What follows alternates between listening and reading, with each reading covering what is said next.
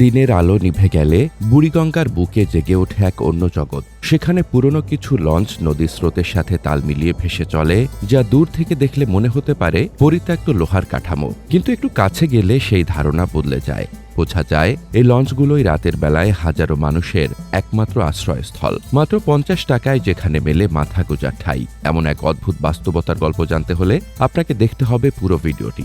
চলুন প্রবেশ করি সদরঘাটের ভাসমান হোটেলগুলোর এক অসাধারণ ও মানবিক জগতে, যেখানে জীবন আর নদীর স্রোত একাকার হয়ে যায়। ঢাকার প্রাণকেন্দ্র সদরঘাট। এখানেই প্রতিদিন ভোর হতেই শুরু হয় মানুষের জীবনের এক নিরন্তর ছোটাছুটি। ফুটপাতে হকাররা জামাকাপড়, খেলনা বা মৌসুমি ফল নিয়ে হাঁক ডাক দেন, কেউ বা ভ্যানে করে তাজা শাকসবজি নিয়ে আসেন। এসব মানুষের অধিকাংশই দিন এনে দিন খাওয়া শ্রেণীর। রিকশা চালক, কুলি, ছোটখাটো ব্যবসায়ী, ফেরিওয়ালা। এদের প্রতিদিনের আয় সাধারণত 400 থেকে 500 টাকার মধ্যে সীমাবদ্ধ। এই সামান্য আয়ে তাদের জীবন চলে, পরিবার চলে। কিন্তু দিনের শেষে ক্লান্ত শরীর নিয়ে যখন তারা মাথা গোজার মতো একটি নিরাপদ জায়গা খুঁজে ফেরেন, তখন তাদের ভরসা হয়ে ওঠে এই ভাসমান হোটেলগুলো। এই হোটেলগুলো দেখতে সাধারণত পুরো লঞ্চের মতো হলেও এর ভেতরে রয়েছে কাঠের তৈরি দ্বিতলা গঠন। প্রতিটি হোটেলেই থাকে প্রায় 50টি ছোট ছোট কক্ষ, যা দেখতে অনেকটা ট্রেনের বগির মতো। এই কক্ষগুলোই রাতের বেলায় তাদের কাছে হয়ে ওঠে নিরাপদ আশ্রয়। একজন যাত্রী জানান, আমি কালকে আসছি আর আজকে থাকবো। বেচারা তো বাসা ভাড়া নেয়নি, একটু আরামদায়ক করতে এখানে আসি। এই কথাগুলোই যেন বলে দেয় এই হোটেলগুলো শুধু একটি থাকার জায়গা নয়, এটি বহু মানুষের টিকে থাকার সংগ্রামের এক প্রতীক, এক মানবিক আশ্রয়। সাধারণ মানুষের সাধ্যের মধ্যে থাকার ব্যবস্থা নিশ্চিত করতে এই হোটেলগুলোতে রাখা হয়েছে ভিন্ন ভিন্ন ধরনের কক্ষের ব্যবস্থা, যাতে অতিথিরা নিজেদের আর্থিক অবস্থা ও ব্যক্তিগত প্রয়োজন অনুযায়ী উপযুক্ত বিকল্প বেছে নিতে পারেন। এখানে ধনী গরিবের ভেদাভেদ নেই, সবাই নিজের সামর্থ্যের মধ্যে রাত কাটানোর সুযোগ পান। এই ব্যবস্থার সবচেয়ে বড় বৈশিষ্ট্য হল, যে কোনো মানুষ, সে দৈনিক মজুরিতে কাজ করুক বা স্বল্প আয়ের চাকরি করুক, এমনকি শহরে হঠাৎ এসে থাকার জায়গা না পেলেও এই হোটেলে তার জন্য এক টুকরো আশ্রয় বরাদ্দ রয়েছে। সবচেয়ে সাশ্রয়ী বিকল্পটি হল ঢালাই বিছানা। এটি মূলত একটি বড় হলরুমের মতো জায়গা, যেখানে মেঝেতে একসাথে 5 জন মানুষ থাকতে পারেন। এখানে কোনো তোশক, বালিশ বা প্রস্তুত বিছানার ব্যবস্থা নেই। প্রত্যেকে নিজের প্রয়োজনীয় জিনিস যেমন কম্বল বা চাদর সঙ্গে নিয়ে আসতে হয়। ভাড়া মাত্র 50 টাকা, যা শহরের থাকার জন্য অবিশ্বাস্যভাবে কম। যদিও এই জায়গায় থাকার আরাম তুলনামূলকভাবে কম এবং ব্যক্তিগত গোপনীয়তার সুযোগ নেই, তবুও দিনের পর দিন কঠোর পরিশ্রম করা অনেক নিম্ন আয়ের মানুষ রাতে মাথার উপর একটা ছাদ পেতে এই বিকল্প বেছে নেন। দিনের শেষে শরীরের ক্লান্তি মুছে দিয়ে শান্তিতে ঘুমানোর জন্য তাদের কাছে এটুকু সুযোগও অনেক বড় পাওয়া। যারা একটু ব্যক্তিগত গোপনীয়তা চান কিন্তু বেশি খরচ করতে চান না, তাদের জন্য রয়েছে সিঙ্গেল কেবিন। এই কেবিনের দৈর্ঘ্য প্রায় 5 ফুট এবং প্রস্থ 3 ফুট, যা খুব বেশি জায়গা না হলেও এক ব্যক্তির থাকার জন্য যথেষ্ট। এখানে ঢালাই বিছানার মতো ভিড় নেই, তাই কিছুটা নিরিবিলি পরিবেশে রাত কাটানো সম্ভব হয়। এই কেবিনের ভাড়া মাত্র 100 টাকা, যা অনেকের পক্ষেই সহজ বহনযোগ্য। কম দামে স্বল্প গোপনীয়তা ও নিরাপত্তা পাওয়ার কারণে এই সিঙ্গেল কেবিন হোটেলের অন্যতম জনপ্রিয় বিকল্পে পরিণত হয়েছে। বিশেষ করে শহরের বাইরে থেকে আসা একা কর্মজীবী বা শিক্ষার্থীরা প্রায়ই এই ব্যবস্থা বেছে নেন। সবচেয়ে আরামদায়ক এবং প্রশস্ত বিকল্পটি হল ডাবল কেবিন।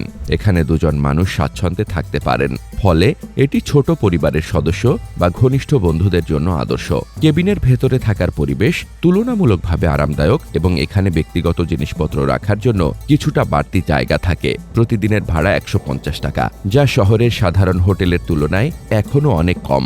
যারা বাজেটের মধ্যে থেকে কিছুটা আরাম এবং গোপনীয়তা চান, তাদের জন্য এই ডাবল কেবিন সবচেয়ে উপযুক্ত সমাধান।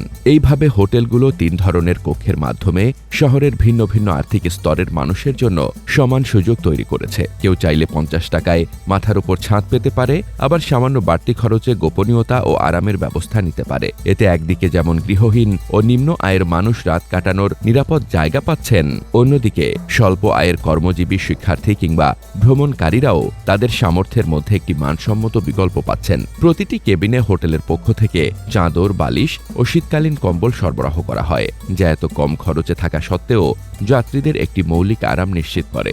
এই ভাসমান হোটেলগুলোর ইতিহাস বেশ পুরনো। এদের মধ্যে সবচেয়ে পুরনোটির নাম ফরিদপুর মুসলিম হোটেল। হোটেলটি বর্তমান মালিক মোহাম্মদ মোস্তফা জাওনান জানান, এই হোটেলগুলোর ইতিহাস ব্রিটিশ আমলে জমিদারদের বিলাসবহুল যাপনের সাক্ষী।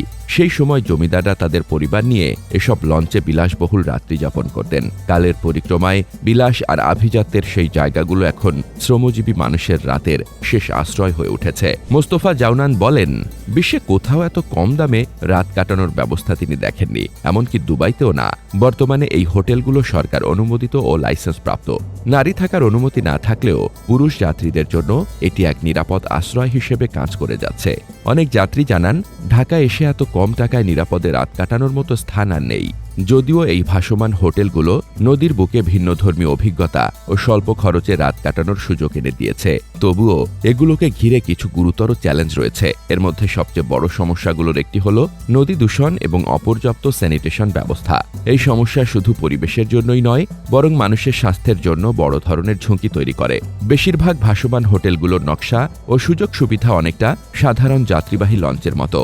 এর পেছনে সাধারণত থাকে ছোট দুটি টয়লেট, যেগুলো খুবই সীমিত জায়গার এবং ব্যবহারেও তেমন আরামদায়ক নয়। আরও বড় সমস্যা হলো এই টয়লেটগুলো থেকে উৎপন্ন বর্জ্য কোনো প্রকার প্রক্রিয়াজাতকরণ ছাড়াই সরাসরি নদীতে ফেলা হয়। এর ফলে নদীর পানি দূষণ হয়ে পড়ে, যা পানির জীববৈচিত্র্যের জন্য ভয়াবহ হুমকি সৃষ্টি করে। মাছ, শামুক কিংবা নদীর অন্য প্রাণীরা এই দূষণের কারণে ধীরে ধীরে বিলীন হতে থাকে। এছাড়া এই দূষণ স্থানীয় জনগোষ্ঠীর জন্য মারাত্মক স্বাস্থ্য ঝুঁকি তৈরি করে। অনেক নদী তীরবর্তী মানুষ প্রতিদিন এই পানি ব্যবহার করেন, কখনো কাপড় ধোয়া, কখনো রান্না বা এমনকি পান করার জন্য। যখন বর্জ্য সরাসরি নদীতে মিশে যায়, তখন পানিতে ছড়িয়ে পড়ে জীবাণু ও রোগ সৃষ্টিকারী ক্ষতিকর উপাদান, যা কলেরা, ডায়রিয়া বা টাইফয়েডের মতো সংক্রামক রোগের ঝুঁকি বাড়িয়ে দেয়। যদিও হোটেলের মালিকরা কম খরচে অতিথিদের থাকার সুযোগ দিচ্ছেন, কিন্তু পর্যাপ্ত স্যানিটেশন ব্যবস্থা না থাকায় এই পুরো ধারণাটি দীর্ঘমেয়াদে পরিবেশ ও মানুষের স্বাস্থ্যের জন্য মারাত্মক হয়ে উঠতে পারে। তাই বিশেষজ্ঞরা মনে করেন, এই হোটেলগুলোর জন্য জরুরি ভিত্তিতে উন্নত পয়ঃনিষ্কাশন ব্যবস্থা ও বর্জ্য ব্যবস্থাপনা চালু করা প্রয়োজন। এতে একদিকে পরিবেশ রক্ষা হবে, অন্যদিকে অতিথি ও স্থানীয় বাসিন্দাদের স্বাস্থ্য সুরক্ষিত থাকবে। এছাড়াও করোনা পরবর্তী যাত্রী সংকট এখনো পুরোপুরি কাটেনি, যা হোটেল মালিকদের জন্য এক বড় সমস্যা। বিশেষজ্ঞরা মনে করেন, উপযুক্ত তত্ত্বাবধান ও আধুনিকায়নের মাধ্যমে এসব ভাসমান হোটেল শুধু রাতের আশ্রয় নয়, ভবিষ্যৎ পর্যটনের এক নতুন দিগন্ত খুলে দিতে পারে। উন্নত স্যানিটেশন ব্যবস্থা, আধুনিক সুবিধা এবং স্বাস্থ্যকর পরিবেশ নিশ্চিত করা গেলে এই হোটেলগুলো কম খরচে ভ্রমণকারী পর্যটকদের জন্য এক অনন্য আকর্ষণ হতে পারে। এই হোটেলগুলোতে শুধু থাকার ব্যবস্থাই নয়, এখানে পাওয়া যায় দিন এনে খাওয়া মানুষের উপযোগী খাবারের ব্যবস্থা। একজন যাত্রী জানান, আমি এখানে সকালে আলুর পাকোড়া, পাতলা ডাল, ডিম ভাজা ভাত খাই। আবার দুপুরবেলা চলে মুরগি, মাছ, ডিম ভাত, ওর সঙ্গে একটু পাতলা ডাল। বিকেলবেলা রুটি, ডিম, পেঁয়াজু, আলুর চপ, বেগুনি এগুলো চলে। নদীর শীতল বাতাস, কাঠের কেবিনের শব্দ আর জীবনের আপসহীন বাস্তবতা সব মিলিয়ে এখানে রাত কাটানো এক অনন্য অভিজ্ঞতা।